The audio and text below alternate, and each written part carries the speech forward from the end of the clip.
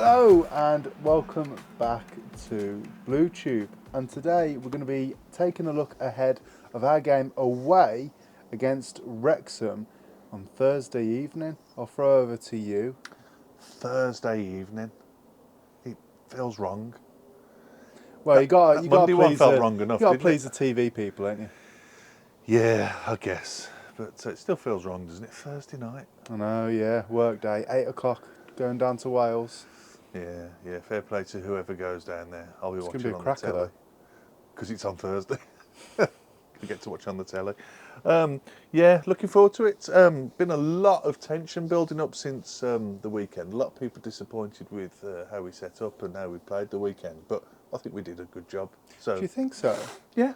I think people have been all right. Oh no, I've seen a lot of negativity. Heck of a lot of negativity. Really? Yeah, on social media. Yeah. Oh, I'm the total spur opposite to you People on that. questioning if if we're going to be able to perform against Wrexham, but I think it's horses for courses. We've got lots of tools in our locker now. Yeah, absolutely. I think we said it before the game on the vlog. As long as we get the 3 points, I think we know the score now, don't we? In the way that we're going to set up, the way we're going to attack teams, the way that we're going to play. It's not about this flair, fancy football, which makes sense in League One. Just going to have teams the way that Exeter played, sat It's back. horses for courses as well, isn't it? When teams like Exeter come to us, and they're going to sort of just try and stop everything we do. Exactly, we can't still play overcome our them. flared, fancy football. But we've got that in our locker, like I say, still. But to have that battling element to us as well, that we waited a long time for this season, we've still got it. So I think we need to stay positive and stay behind the team, because that's one of the things that's been mentioned to us, hasn't it, since we did the vlog, that the atmosphere wasn't great down there. People are sort of feeling the tension a bit, so I think we need to just step it up a little bit. Ourselves included. We're not going to do the vlog on the next game mode because I want to get involved and get a bit more vocal myself, which is difficult to do when you're holding the bloody camera like that. I am looking forward to Thursday. It's nice for a change, but it means we go a weekend without football, doesn't it? Well, proper football. Just go back on your point about the quality of football. I don't think that there's another fixture in this division for us that could potentially promote or mean that, where the players get to show a little bit more flair. Because Wrexham on that home they actually came at us, didn't they? And they gave us a good fight. It was like the Bulls were locking horns. Whereas I suppose with a lot more teams, it is that just sitting back. If we get a 0-0 here, it's all right. Just try and keep them out. Try and close the back door. Try and get them on the counter attack. Let them know you're there. That dogged style that I suppose you could say is synonymous with Whereas League Wrexham will feel that they proper owe us one now, don't they? They're going to come at us. They're going to come at us big time. Yeah, well, we're going to go through that. One of the teams that will keep it going until late. They're known for scoring these late winners and late goals, aren't they? Yeah, they've had a few of them. Although they, I know you're going to go through your stats, but they came unstuck the weekend, didn't they, against their local derby, which God, still must be a few miles apart, Shrewsbury to Wrexham. Well, you bring me on. That's an amazing segue there. We're getting good at this now, aren't we? That brings us onto the form table. So, like you just said, Dad, last time out, Wrexham lost against Shrewsbury, and they must be on top of the world, beating us, and they've beaten Wrexham. Have they But played they'll still Wickham? go down. Well, who knows? No, they'll be all right, I think. I mean, they've got these results at the back of their... Do you know what? This isn't about Shrewsbury. Let's forget about that. Looking at Wrexham's form, they've won 3 of their last 6, losing 2 and drawing the other 1. Their latest result being that 2-1 loss away against Shrewsbury. You've got to give credit to Shrewsbury, I suppose. And going over to the blue side of things, we've won our last 4 games, going on a bit of a run now. The other 2 are the draws against Stockport and Blackpool, respectively, which I don't think were bad results now that we look back with a bit of hindsight. I was just thinking exactly the same thing, to be honest with you. The fact that we're going into our 15th game, potentially, without a loss. Yeah. We've got to keep it going, haven't we? 100%. So extra reason to really get behind them on Thursday. And I think we can do it. I really think we're in this position. We've got the team. We're in it for a reason, aren't we? They're beatable. Yeah. And they will want to bounce back from Shrewsbury. It's got the potential to be a fantastic game. I think it will hope be. on that it's not going to be one of these damp squibs. But no, I think it could be dynamite, couldn't it? Yeah, no, I really do believe that. Won't be easy. And this, for both teams, could be how we mean to go on, like the rest of the season. We're just over the halfway point. Whoever wins this could really give them a bit of momentum. Well, it's a top of the table clash. Looking at the table, we're first at the moment. I mean, obviously, you know, we're amazing. I shouldn't say that. I shouldn't get like that. Even if it's a joke, I shouldn't get like that. But we're on 56 points, and we are top with 24 games played. And although there is a 5-point difference, Wrexham are third on 51 points. I think the key to all of this is the fact that we've got 2 games in hand over Wrexham. So if we could get the result here and come away with the 3 points, that really leaves a nice gap between us both. And just in between us both, we've got to also consider Wickham. Although they've recently lost their manager going to Luton Town, which personally Still got to win the weekend though, didn't they? Yeah, Can't remember who it was. The 2-1. I can't remember who they beat now. But they've still got I think they've got a late goal. I can't remember who it was that they beat, but they're against Northampton Town at home on Saturday. Just for any of you guys that are interested in what Wickham will be up to this weekend. Now, going into their top players, usually I just talk about like the ratings, maybe some of the assists, the top scorers, and I have got that in here for you guys. But I thought that I'd compare them to some of our players, just so that you've got that reference. So talking about their top scorer, or scorers actually, one of them's Elliot Lee, who's 30 years of age. Let's just get a little bit closer because it's a little graphic. Yeah, his foot mob rating is 7.8. No, it's not. His foot mob rating is just 7.08. I'm not entirely too sure how interesting that's going to be to the listeners, really. Talking about the ratings. It gives you a little bit of a benchmark, doesn't it? Because I'm sure you've got whoever you're going to mention for Blues, their scorers, aren't you, to put them in comparison? But this is the thing, because Jay Stansfield is the one that I've got opposite Elliot Lee here, and his is 7.1. But then when you look at the goals, it's pretty much the same, then, isn't it? Well, Elliot Lee's got 6 goals. Jay Stansfield's got 12. Is he making more assists or what? He's got 2 assists this season. Jay's got 1.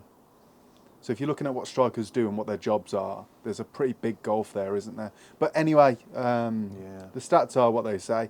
Lee's got 23 games for them, and Jay's only got 18, which really just, they're leagues apart, aren't they? Let's be completely honest. But another player, and this one I'm actually a little bit more worried about, Stephen Fletcher. He's got the same amount of goals as Elliot Lee, but he's only started twice for Wrexham. He's featured 20 times. Obviously, most of those times the other 18 are coming on as a substitute, so he seems to be quite the impact player. Bit of a super sub. Yeah, by the looks of things, yeah. I think he's only just recently kick-started his season. Is he the one that's in his 30s? Yeah. Stephen Fletcher goes back a bit. I mean, he used to be... was he at Wolves? Yeah, I believe so. I think he was at Stoke Wolves, as well. West Brom, maybe both. Definitely one of them, wasn't it? Yeah. Decent player, Stephen Fletcher back in his heyday. Getting on a bit now, but he still knows where the net is. And I think he'll definitely be used against us, and I think he'll be a player that we need to watch out for as well. Now, their top-rated player is Ian O'Connell. Who? Ewan O'Connell. Probably Ewan, I think. 7.4. Better than Clara.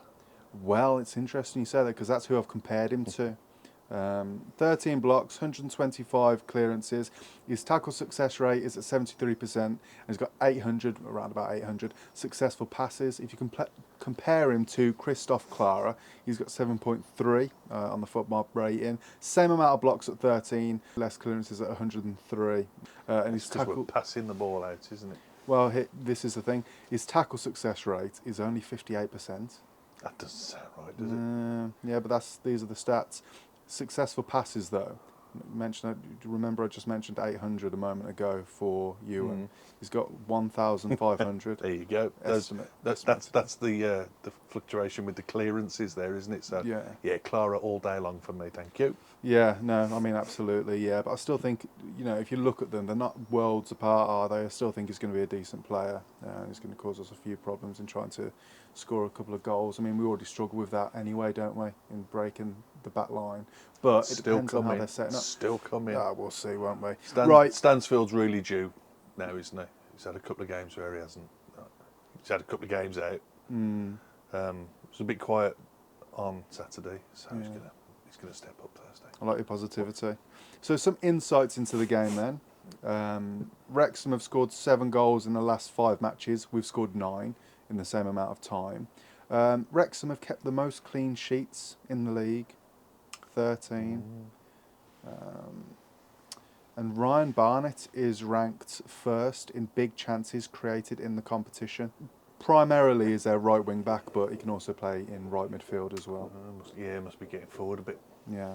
Now, here's one that was probably the most interesting to me, and I went ahead and just found this. This wasn't actually listed, but Wrexham are at the top of the table for their home form, and they're 14th away from home. So I think they're going to be a completely different beast when we play them, when we go down to Wrexham. But they'll be really confident going into That's this. got like it's got that air about it, hasn't it? Now, Yeah. adding little bits as we go along. Oh my God, it's going to be one of them. It's going to be so close. I've got to start thinking about the predictions now, I think, because I know that'll be coming up shortly. Well, we're doing all right as well, because in our last 10, and this isn't just in the league, this is in the cups as well, we've scored 16 goals. Nice. And conceded 4.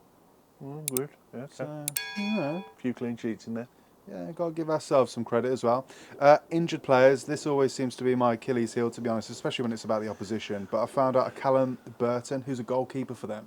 Now, he wasn't playing when we played them in the fixture at home. So he wasn't, was he? I don't think that this is really going to be something that is going to affect us at all or be anything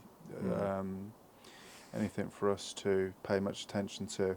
On our side of things, by the looks of things, Keshi Anderson is still out at the time of recording. We haven't heard anything. We're doing this quite early, so we haven't had any conferences or anything like that. I We're doing thought this that on was Monday just night. the way that was first reported. That was just a knock for Keshi Anderson.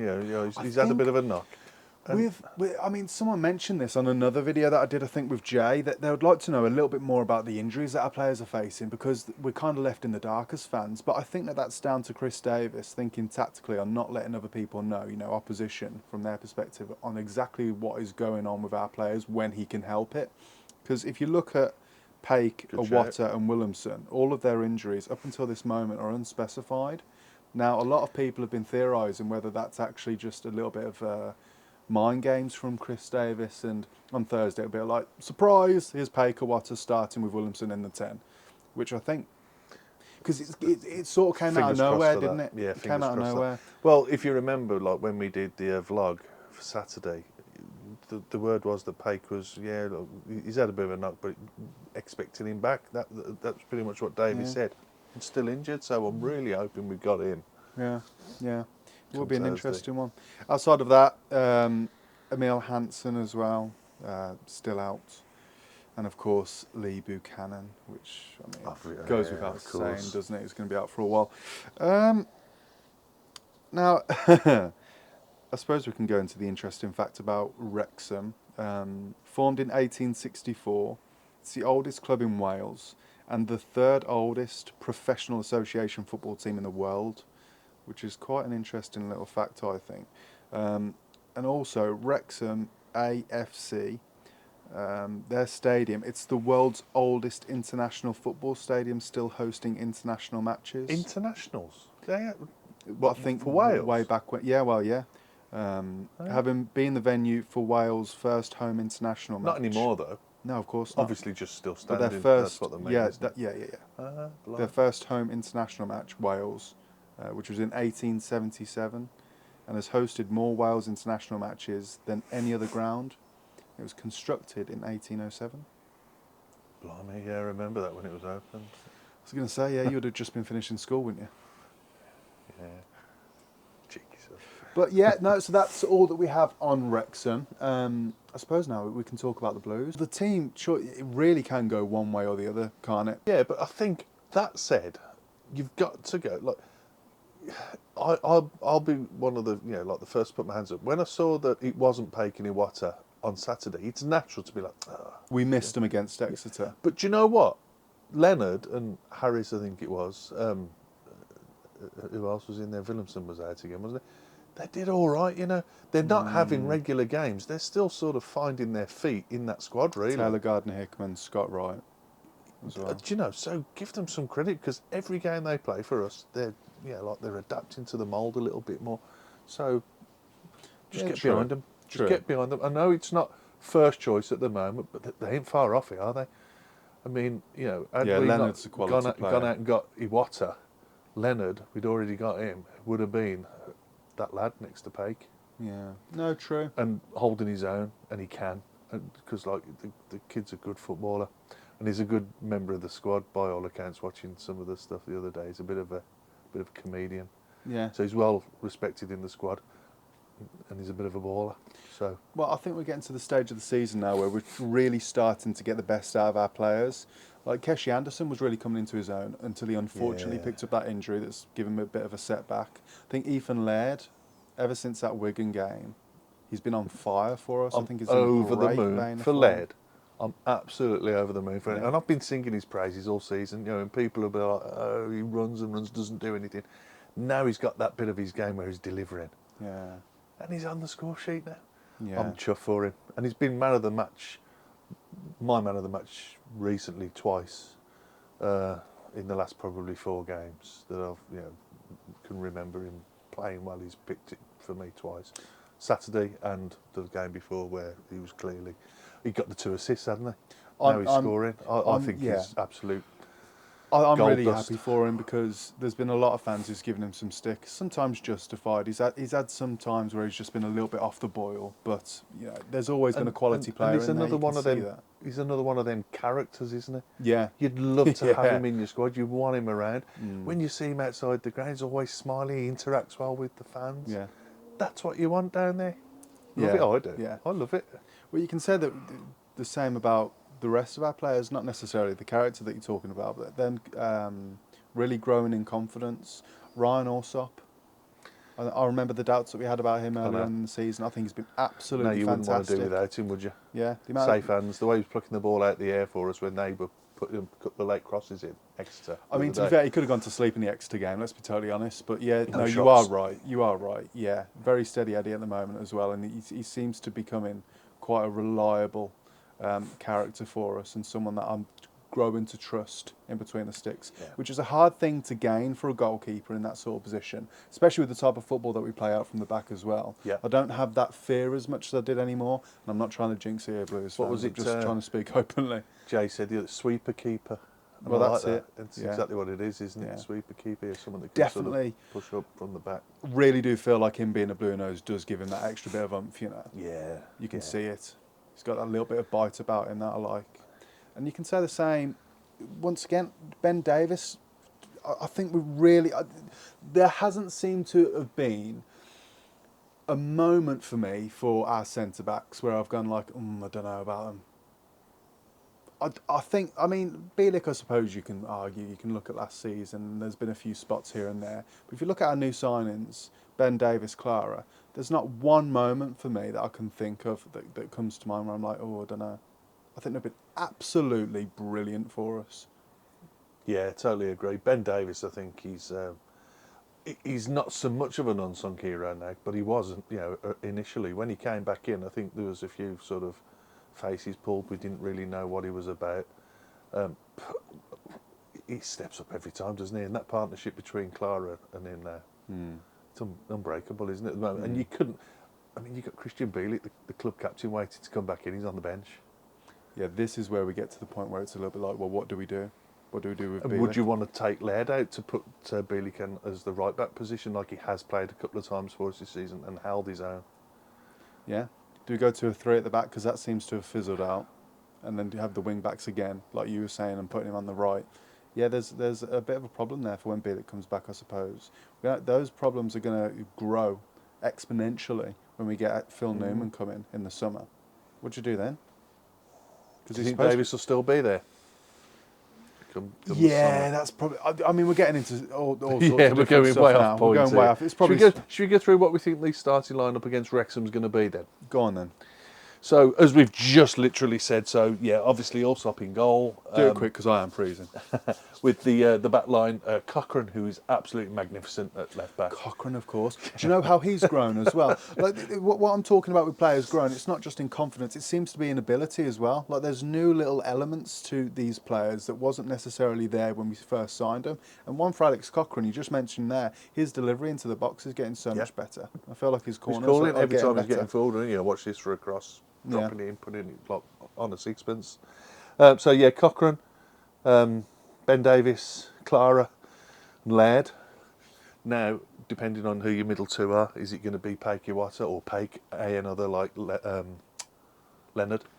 Or Harris and Leonard. or Harris. At the moment, that's what we can go assume with it any to of be, them. I think really, they can hold their own. suppose. I'd like to see, obviously, I would like to see Paik and Iwata come back, but I don't want to risk them if they're not quite fully fit. Still a bit cold out there, still a bit icy in places, so we want to make sure they're ticking in, all the right boxes to be fit. Stansfield played on the left, didn't he, the other day? I thought he was a little bit quiet, to be fair. I don't know if that was the occasion being Exeter or what, or whether it was just, he's not going to be dynamite every game. But he's still, he's still got in some good positions, still got some good shots off, I thought, on Saturday, good little movements. So one for the left side again. Number 10, I don't know if Willemsen's going to be fit. We don't know what's wrong with him, but he would always be my number 10. He did work out well, actually, and I'm eating my words a bit here, when we put him on the right the other week, and he had a really good game on the right side. But for me, right should be right. And Alfie May up front, with Dykes to come on in the second half, because Dykes frightens defences to death when he comes on. He's got that meat about him, hasn't he? And that he gets about, and he's got that muscle. So I do like to see him come on as well. He's a good character, and he causes a lot of hassle as well. These predictions, I always struggle with these. I don't like going through them. As soon as we get into the midfield, I'm all over the place, if I'm totally honest with you. I mean, it's knowing what pattern we're going to go, because we're not the routine setup, are we? We've got so much adaptability on that pitch, so depending on whether we're offensive or defensive, we sort of tuck in and it moves about a bit. I want to put this question to the Blue Noses, actually. Do you think we've found our best system yet? And if you do, let us know what it is. If you don't think we have, tell us why, and give us what you think and how we should line up. Because I'll be completely honest, every single time we do this, I ain't got a clue. I wouldn't know one. Or is that the best place to put them? Or maybe we should try them out there. I just don't think we've figured that out yet, to be honest. Maybe not, but it depends who we're playing against, doesn't it? But it's a good problem to have. They're not daft enough to know how to change it about a bit. Yeah, I mean... Which Wrexham will. I mean, their manager's going to... He'll have his own tricks up his sleeve to try and catch us out. Yeah, absolutely. It's going to be a tactical sort of masterclass from both teams at this level. Yeah, I think so. You know what I mean? It's about who can adapt to whatever changes we don't expect. Because Davis often comes out, doesn't he, on his post-match interviews and say, "Oh, well, they didn't set up quite as we expected them to." I've heard him say that a number of times now. And it's sometimes about getting to half-time to change it, quite a big way, or sometimes it's like letting the players do that, which I don't know if we're coached that way, because it seems to be quite rigid, doesn't it? The way that we're set up. Do we want to go for predictions? Yeah. Do you want to go first? No, I'll go first, because I think it's going to be tight. It's going to be 2-1. Okay. 2-1 of the teams. And I think it'll be Blues. I think we will edge it. I really think that we'll edge it. Think we'll do it. Yeah.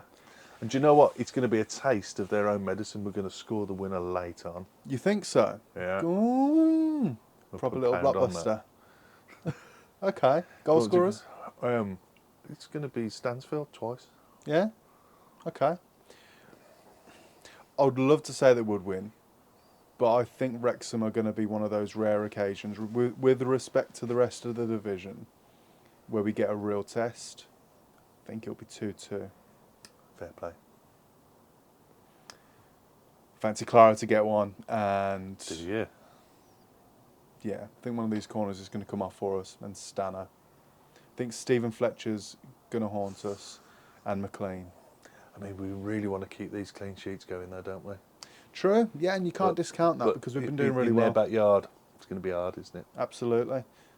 Once again, guys, I'm calling out to you. Let us know your thoughts in the comments. And once again, thank you so much for joining us. We'll see you on Thursday. I'm going to go inside and get a cup of tea because I am freezing. See you on the next one. Take care, guys. Bye-bye.